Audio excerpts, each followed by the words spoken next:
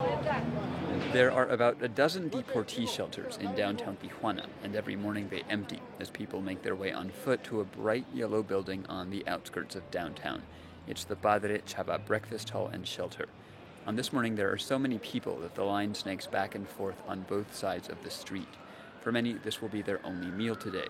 Many also wish it could be their last meal in this city. Sí me da miedo, pero por mi gente yo me voy a ir. Domingo Pomposo lived in San Diego for 16 years. He had 3 children, but 2 months ago he was deported to Tijuana after a DUI conviction.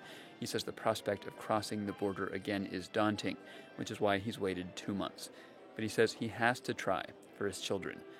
If the lure of a job or reuniting with family is what draws many Mexicans to the U.S. in the first place, it's that same hope that keeps them in Tijuana even after they've been deported. Muchos, cuando llegan aquí a Tijuana, están en una realidad como de shock. Father Ernesto Hernandez Ruiz helps run this kitchen. He says many recent deportees arrive in a state of shock. Los que son deportados, pues sienten People como are left desplazados. displaced, he says. They don't want to be here, they try to cross the border again and fail. They find their lives are in disarray. But the lure of the U.S. just over that fence can be stronger than ever because of a family or loose ends that many left behind.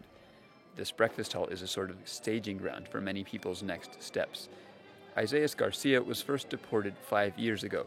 He managed to get back into California then, but he says that because of that first deportation, immigration agents arrived at his Monterrey home 6 weeks ago, arrested him, and sent him to Tijuana for a second time. My first thought was like, damn, I'm back again, you know? Garcia lived in the U.S. a total of 25 years. Now he, too, is at the breakfast hall, volunteering in exchange for a place to sleep. He has his mind set on one thing. Plan the next trip. Stay for a little while, I don't know, collect your thoughts, and then go back to the U.S. It's not that easy, of course. Many people who've tried crossing in recent years tell stories of kidnappings or extortion by men who pretend to be smugglers. But many try nonetheless. Yo por ir con mis hijos no me importa arriesgarme la vida. I'll risk my life to be with my kids, Pomposo says, but he hopes it won't come to that. Many deportees have been talking about a provision in the impending immigration reform bill that would let some deported people return to the U.S. legally if they have family there. Sí me interesa saber si se va a poder. He says if that's a possibility, he'll wait the bill out. But if the bill doesn't include that provision, he'll be trekking through the hills sooner rather than later. De verdad. Another deportee, Victor Manuel Beltran, won't be waiting around. He and a friend were recently deported after rolling through a stop sign in Los Angeles.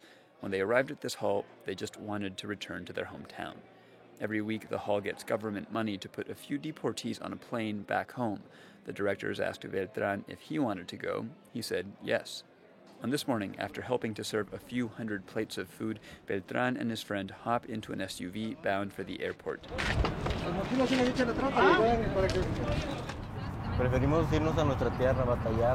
We thought about staying, he says, but we prefer to go back to our land.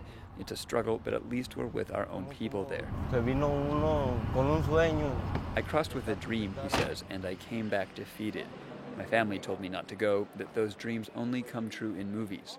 They were right as always, he says. Beltran's parents don't even know he's been deported. He wants to surprise them, but he says he's afraid that when he shows up in his town, they'll say, "We told you." Adrian Florido, KPBS News.